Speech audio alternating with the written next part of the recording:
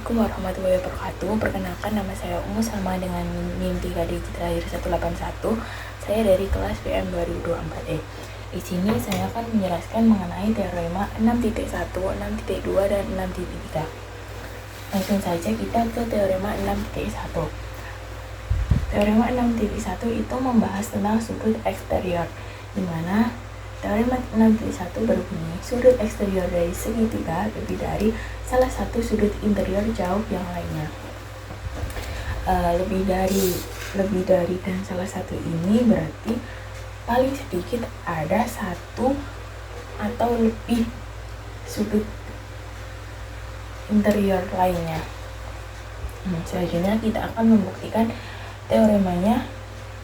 Selanjutnya kita akan membuktikan teoremanya. Misal nih, kita mempunyai segitiga ABC. Misal ya, kita mempunyai segitiga ABC. Nah, kita lihat dulu segitiga ABC ini. Terus kita akan langsung ke pembuktiannya. Pembuktian ini kita dapat melakukan pembuktian. Kita misalkan dulu bukti. Nah, dalam pembuktian ini kita misalkan dulu nih, misal ada titik E di titik tengah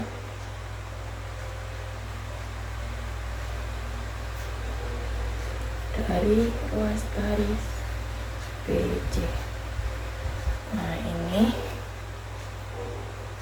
berarti misal E di titik tengah dari ruas garis BC, berarti E ada di sini. Ini merupakan alasannya, yaitu ada di teorema 1.5.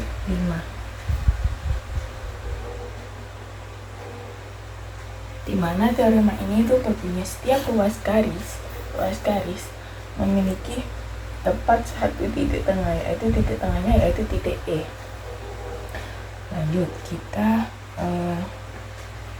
maka dari sini dapat diakibatkan bahwa ruas garis BE kongruen dengan ruas garis CE. Berarti ruas garis BE itu akan kongruen dengan ruas garis EC sesuai dengan definisi titik tengah atau definisi 1.6. Nah, selanjutnya kita mempunyai sinar garis BE dan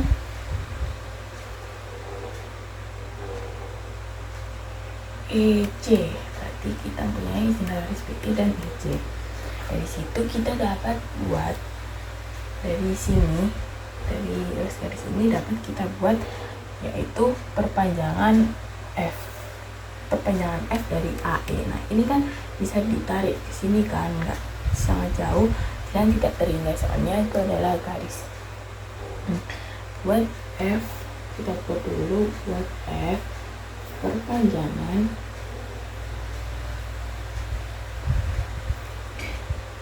AE.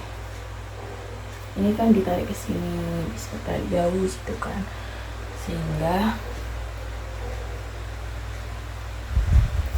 AE sama dengan EF. Oh, ini nggak bisa ditarik, soalnya ini kan ruas garis, berarti cuma sampai di sini. Berarti buat perpanjangan F dari perpanjangan AE berarti di sini, sehingga AE sama dengan EF.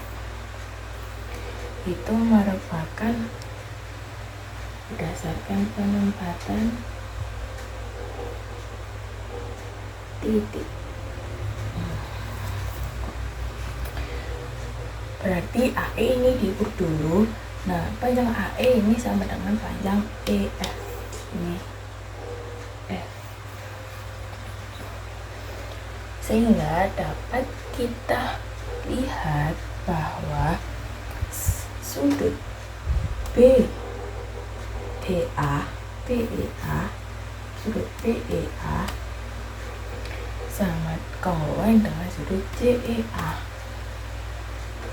Sudut BEA kongruen dengan sudut CEA berdasarkan sudut yang bertolak. Sudut yang bertolak belakang itu akan kongruen.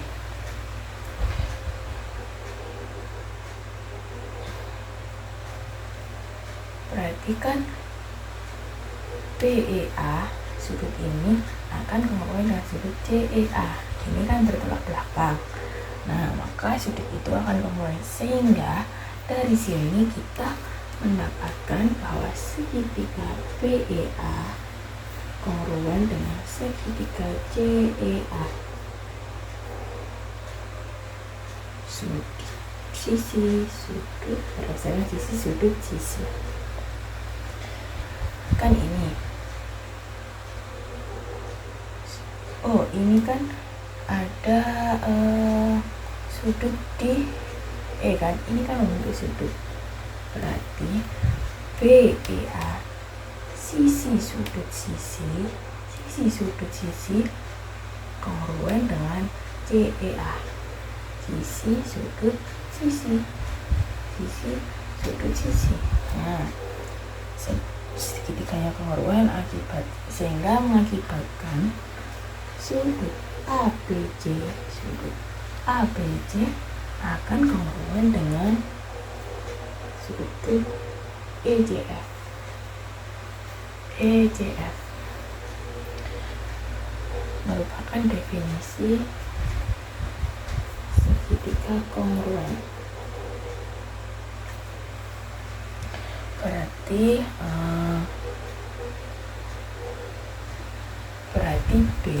sudut B berarti ini akan kongruen dengan EJF.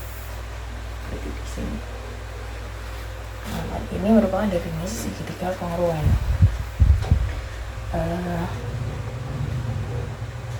Dari situ dapat kita lihat bahwa segitiga ini titik sudut B akan kongruen dengan sudut C.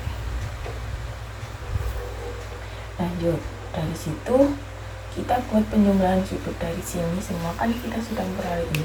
Dari sini kita akan melakukan penjumlahan sudut. Besar sudut BCD. Mengapa kita mengambil BCD? Karena sudut BCD merupakan sudut eksterior sudut BCD. Nah, D itu berada di sini, yaitu sudut D di sini ya.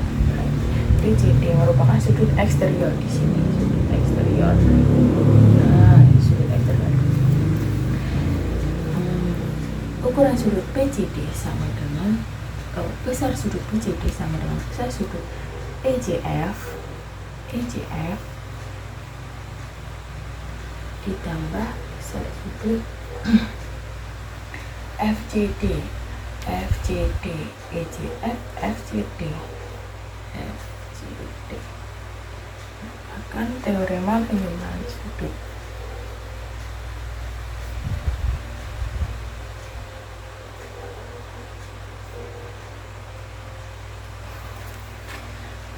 Terus dari sini kita bisa melihat lagi bahwa besar sudut BCD sama dengan besar sudut ABC. Mengapa bisa menjadi besar sudut ABC? Karena besar sudut EJF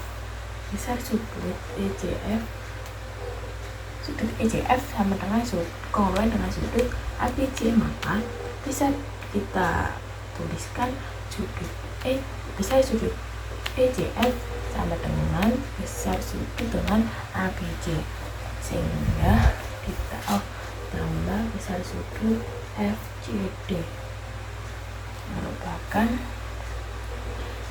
definisi kongruen.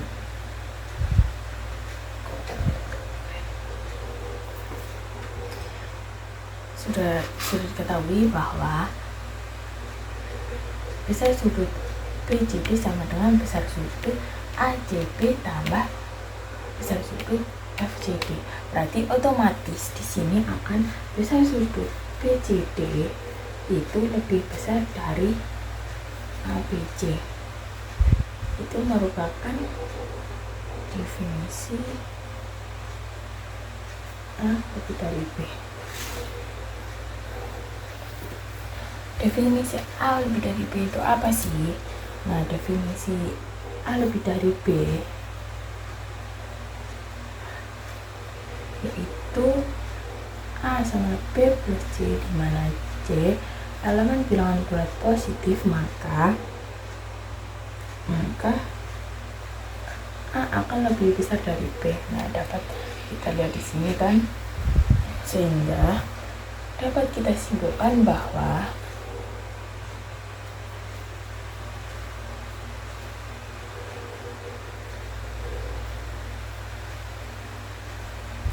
besar sudut PJD lebih besar dari besar sudut ABC.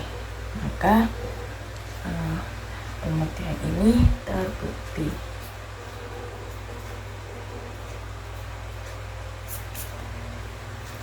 Bahwa besar sudut BCD akan lebih besar dari sudut ABC. Nah, ini. Atau besar sudut BCD lebih besar dari sudut FJD. Sudah, sekian dari situ saja.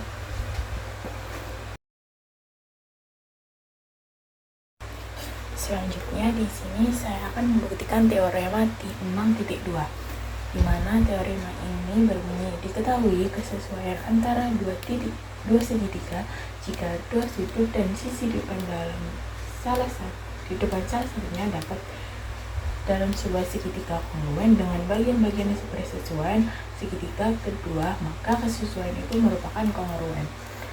Maka dapat disimbolkan bahwa segitiga tersebut yaitu segitiga yang berupa sudut sisi atau sisi sudut. Berarti di sini dari teorema ini berarti terdapat dua segitiga. Berarti di sini misalkan saya membuat segitiga ABC dan segitiga DEF. Maka di sini dapat diketahui bahwa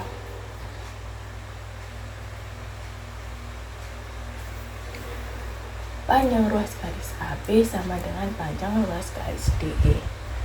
Dari mana? Karena di sini disebutkan jika dua segitiga dan sisi di depan salah satunya dalam sebuah segitiga kongruen dengan bagian-bagian yang bersesuaian segitiga kedua. Berarti ini ruas garis AB maka kongruen dengan ruas garis DE. Ruas garis AC kongruen dengan ruas garis DF. Maaf. DF. Berarti ini akan kongruen dengan ini. Selanjutnya sudut A kongruen dengan sudut D. Sudut A kongruen dengan sudut D. Sudut A kongruen dengan sudut D. Selanjutnya apalagi yang dapat diketahui dari sini itu sudut B. Berarti di sini kongruen dengan sudut E. Sudut B kongruen dengan sudut E. Sudut B di sini kongruen dengan sudut E. Nah,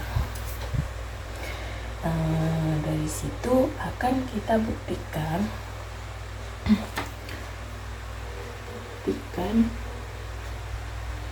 segitiga ABC kongruen dengan segitiga DEF. Berarti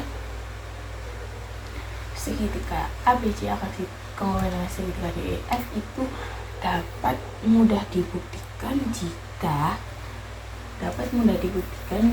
dari kedua segitiga ini jika ruas garis AB kongruan dengan ruas garis DE. Nah, ruas garis AB ini akan kongruan dengan ruas garis DE, tapi tidak semua itu. Maka kalau ruas garis AB kongruan dengan ruas garis DE, diketahui akan mudah mendapatkan segitiga sudut sisi sudut. Dari situ kita akan membuktikan dari situ kita akan membuktikan dari ini. Nah, kita akan membuktikan ini terlebih dahulu untuk mengetahui segitiga ABC kongruan dengan segitiga DEF. Kita harus menggunakan pembuktian secara tidak langsung. Kita mengandaikan. Andai ABC tidak kongruan dengan DE, tidak sama dengan DE. Ini tidak sama dengan ini, akan mengakibatkan ada dua kemungkinan, yaitu AB lebih besar dari DE atau AB kurang dari DE. Ini pengandaian 1, 2. Nah, ketika ada dua akibat, kita akan membuktikan salah satunya atau membuktikan dua-duanya boleh. Kita coba yang membuktikan dari AB lebih besar dari kita buktikan pengandaian 1, yaitu AB lebih besar dari DE. Nah, dari sini kita dapat ketahui maka AB lebih dari DE itu pengandaian berdasarkan pengandaian.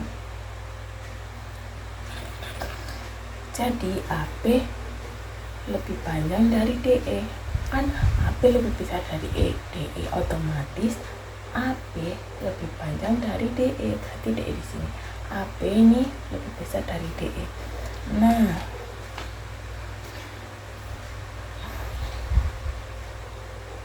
panjang AB sama dengan DE, berarti otomatis kan ada titik di sini di bawahnya B. Nah, bisa di sini, berarti panjang A ke suatu titik ini itu sama dengan panjang D ke E, karena panjang AB lebih besar dari DE, maka ada titik A, ada panjang A ke suatu titik. Nah, titiknya itu berada di lebih kecil dari B ini, maka kita pilih B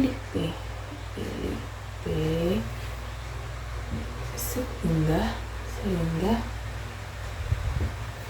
AB sama dengan DE. Nah, panjang ini AB sama dengan DE, berarti di sini ada titik B. Jadi panjang AB sama dengan panjang DE. Itu merupakan berdasarkan penempatan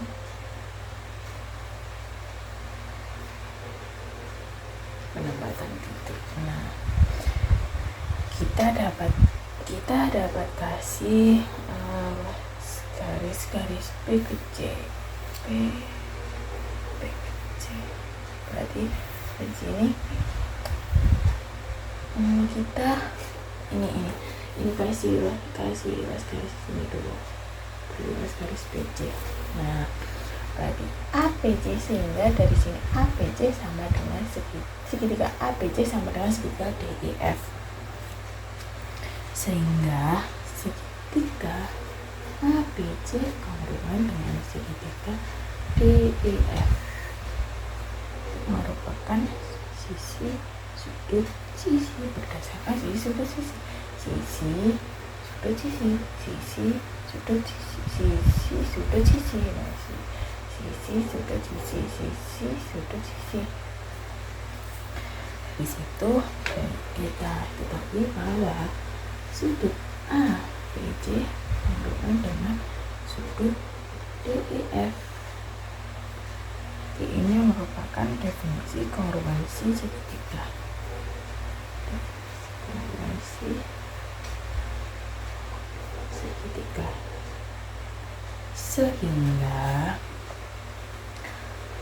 sehingga sudut ABC congruent dengan sudut ABC. Kenapa kok bisa congruent dengan sudut ABC? Itu karena DE itu sama dengan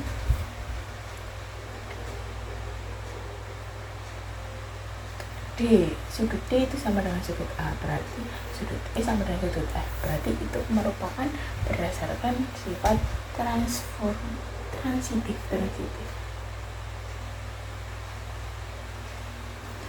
Nah, dari sini kita dapat simpulkan sehingga dari sini itu akan kontradiksi dengan teorema 6.1 yang membahas tentang sehingga kontradiksi dengan teorema 6.1 yang membahas tentang eksterior sudut CPA lebih besar dari sudut ABC. Kan ABC congruent dengan sudut ABC, otomatis kan kontradiksi karena sudut ABC itu lebih besar daripada sudut ABC, maka dari situ pernyataan ini itu kontradiksi. Sehingga jika pengandaian salah, dari sini kan dapat pengandaian salah.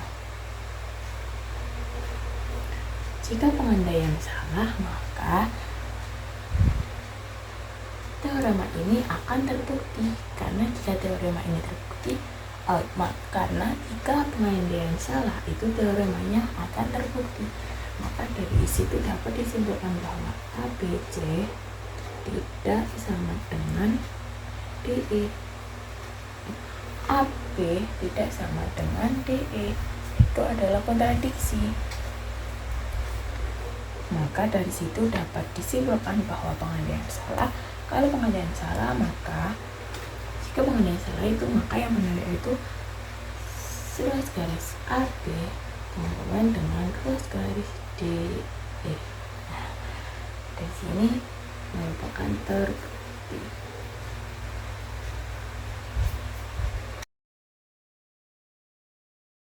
Hipotenusa dan satu kaki dari segitiga kongruent, maka pada bagian-bagian yang bersesuaian pada segitiga kedua, maka bersesuaian itu adalah kongruent. Sebelum lanjut, apa sih hipotenusa itu? Hipotenusa itu adalah sisi miring. Hipotenusa sisi miring. Dari sini kan, dari teorema ini kan dua segitiga siku-siku, berarti ada dua segitiga siku-siku. Misal ini segitiga siku-siku A, B, C dan D, E, F. Nah, jika hipotenusa berarti sisi miring dan satu kaki dari segitiga kongruent, berarti diketahui dapat diketahui hipotenusanya adalah sisi miring, berarti ruas garis AB itu sama dengan ruas garis DE. Terus dan satu kaki berarti yaitu ini ruas garis BC congruent dengan ruas garis DF. Nah, dari sini kita buktikan bahwa segitiga ABC itu congruent dengan segitiga DEF. Nah, segitiga DEF, langsung saja kita kabel buktinya, yaitu bukti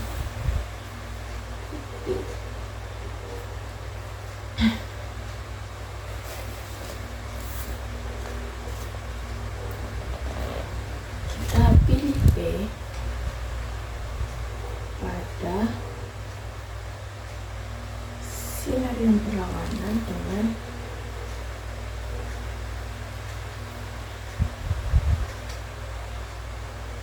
dengan ruas garis FD,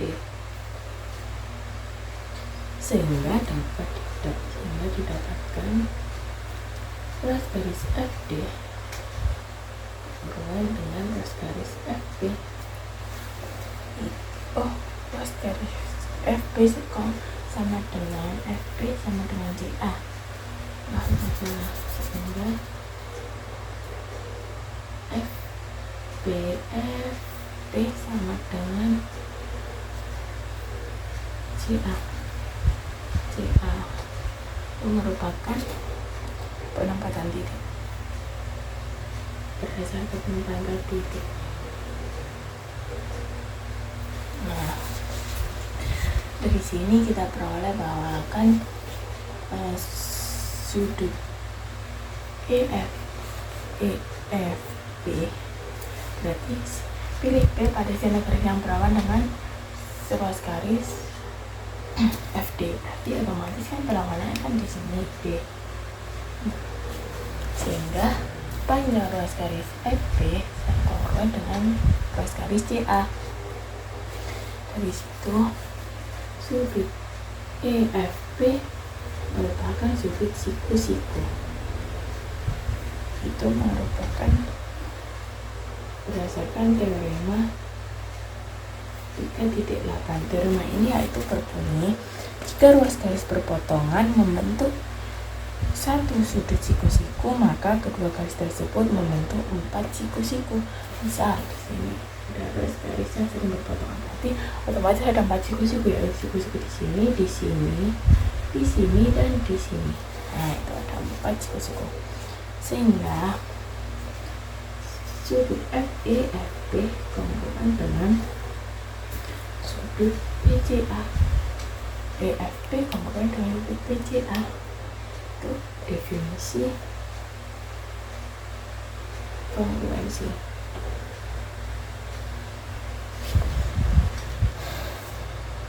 Sehingga segitiga ABC kongruan dengan segitiga PEF. ABC PEF berdasarkan sisi sudut sisi sudut sisi sudut sisi. Nah, akibatnya ruas garis PE melawan dengan ruas garis AP merupakan berdasarkan definisi segitiga kongruen.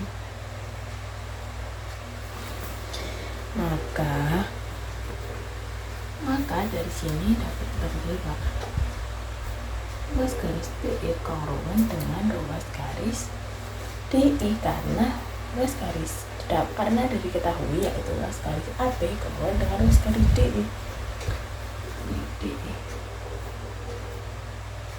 Sifat transitif.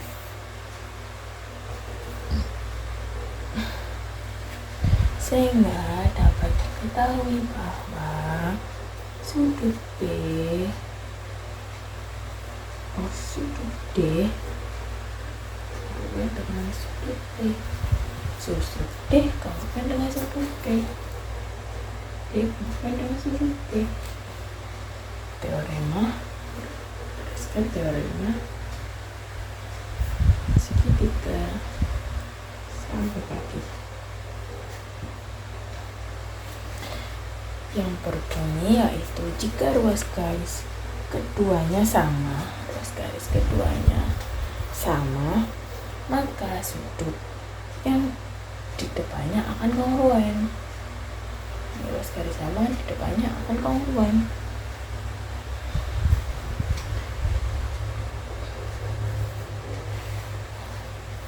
Jika ruas garis sama, maka sudut di depannya akan kongruen. Nah, dari situ dapat kita buat bahwa segitiga PEF disamakan dengan segitiga DEF. Ini sudah. Itu merupakan pada satu dalam sisi sudut sisi segitiga PEF berarti kongruan dengan juga DEF, berarti yaitu sisi sudut sisi sudut sisi. Sehingga dari segitiga ABC kongruan dengan segitiga DEF dapat kita ketahui bahwa segitiga ABC dengan segitiga DEF, karena segitiga di sini kan terdapat ini. Nah, segitiga ABC kongruan dengan segitiga BEF, maka segitiga BF ini akan menjadi segitiga ABC karena kongruan. Berarti segitiga ABC kongruan dengan segitiga DEF. Itu merupakan sifat transitif. Dari sini kan diserumuskan segitiga ABC kongruan dengan segitiga DEF. Berarti sudah terbukti bahwa segitiga ABC kongruan dengan segitiga DEF. Terbukti. Terima kasih.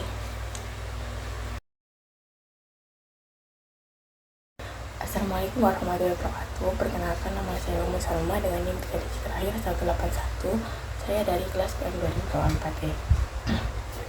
Di sini saya akan menjelaskan mengenai teorema 6.4, di mana teorema ini berbunyi jika dua sisi segitiga tak kongruan, maka dua sudut di depannya tak kongruan, dan sudut yang lebih besar berada di depan sisi yang lebih panjang.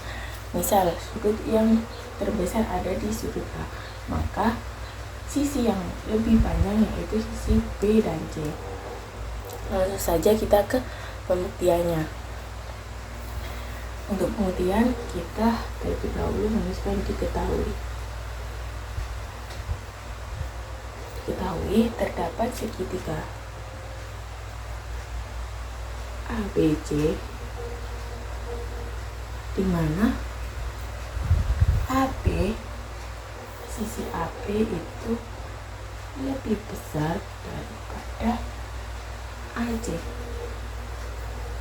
Diketahui, dibuktikan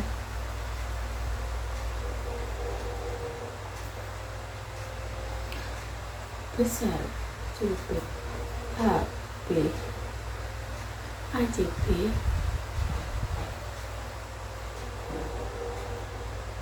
lebih besar dari besar sudut ABC. Langsung saja kita ke pembuktiannya. Bukti. Seperti biasa ke teorema sebelum-sebelumnya, sebelum kita masuk bukti, yaitu kita misalkan dulu atau kita pilih dulu. Pilih titik B. Pilih titik D, sehingga dimana titik D ini, pilih titik D pada sinar garis AC, dimana nanti AB sama dengan kongruan dengan sisi AD, sehingga AB sama dengan AD. Ini berdasarkan yaitu penempatan titik.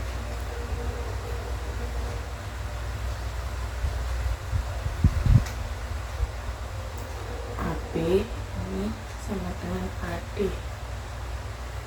Di sini berarti. Dari sini dapat kita simpulkan bahwa besar sudut ABD sama dengan besar sudut ADB. Itu yaitu teorema segitiga sama kaki.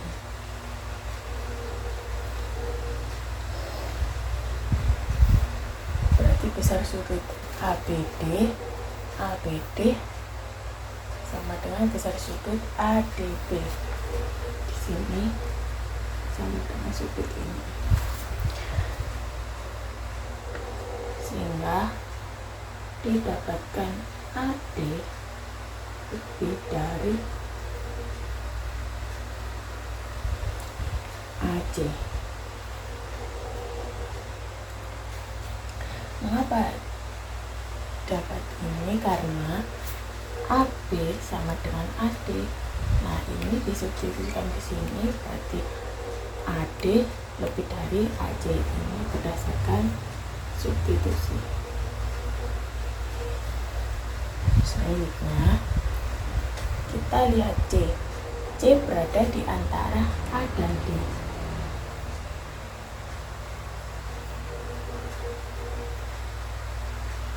A dan D ini berdasarkan teorema 1.1. Selanjutnya dari sini kita ketahui bahwa C terletak pada interior sudut ABD. Itu merupakan teorema 5.0. Jika C terletak antara A dan D dan kemudian ada garis B di luar segmen A dan D, maka C akan terletak di interior ABD. C terletak di interior ABD. Selanjutnya kita menggunakan dari sini semua kita akan menggunakan penjumlahan sudut atau penjumlahan titik. Kita gunakan penjumlahan sudut. Besar sudut ABD,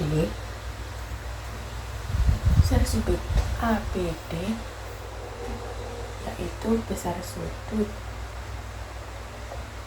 sama dengan besar sudut ABC.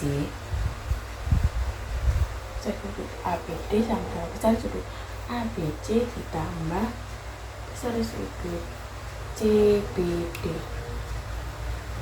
itu sama dengan 180 derajat, karena sudut dari segitiga yaitu besarnya 180 derajat. Itu merupakan penjumlahan sudut berdasarkan penjumlahan sudut. Selanjutnya dari sini kita dapat bahwa besar sudut ABD lebih besar dari besar sudut ABC. Mengapa bisa begini? Misal ini saya hilangkan, berarti besar sudut ABD lebih besar dari besar sudut ABC. Otomatis besar sudut ABC ini lebih kecil daripada besar sudut ABD. Ini merupakan definisi lebih dari.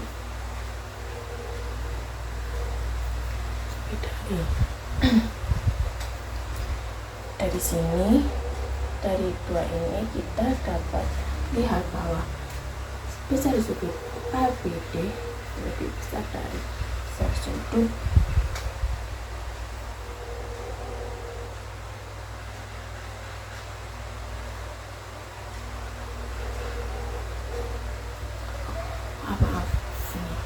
Selanjutnya dari sini kita dapat memiliki besar sudut ADB lebih besar dari besar sudut ABC. ADB lebih besar dari ABC. Benar kan? ADB lebih besar dari ABC.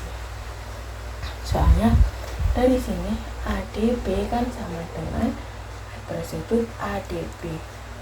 Besar sudut ABD sama dengan besar sudut ADB.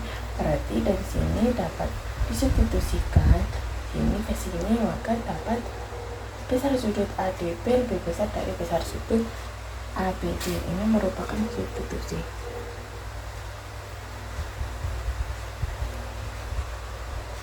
Sehingga besar sudut AJB lebih besar sudut dari ACB lebih besar sudut ADB. Ini merupakan teorema 6.1, yaitu sudut eksterior.